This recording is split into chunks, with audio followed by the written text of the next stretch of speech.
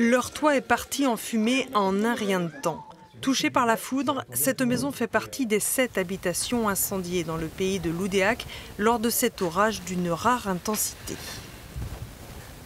Moi, j'ai perdu toute ma vie ici. Les photos de mes enfants, quand ils étaient petits, mais des papiers pour moi plus tard, pour la retraite, pour tout ce genre de choses, quoi.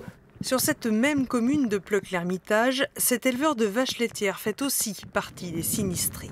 On a vu l'éclair, mais il y a eu plusieurs impacts. Il y en a eu 2 ou 3.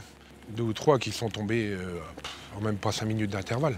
Rapide et foudroyant, l'orage a tué chez lui 6 génisses qui s'étaient mises à l'abri sous cet arbre. Il y a une rescapée une qui s'est relevée et 2 ou 3 qui étaient un peu sonnées quand même. Mais il y en avait 6 de mortes sur le coup. En quelques heures seulement, il est tombé ici jusqu'à 100 mm d'eau, l'équivalent de 2 mois de pluie. Quant aux éclairs, pas moins de 1150 impacts au sol ont été comptabilisés.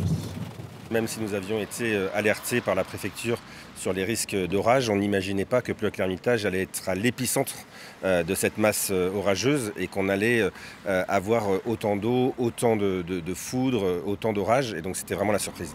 Un épisode stationnaire dont la durée et l'intensité s'expliquent d'après les spécialistes de Météo France qui avaient placé les Côtes d'Armor en vigilance orange. On a eu des températures très chaudes sur la France et sur la Bretagne aussi. Derrière, effectivement, on a de l'air froid qui est arrivé par l'ouest de la France en altitude. Ça fait un fort contraste de l'air froid, de l'air chaud. Ça fait le moteur pour aspirer, donc pour enclencher. Et derrière, effectivement, comme on n'a pas de vent qui pousse à droite ou à gauche, ça reste sur place.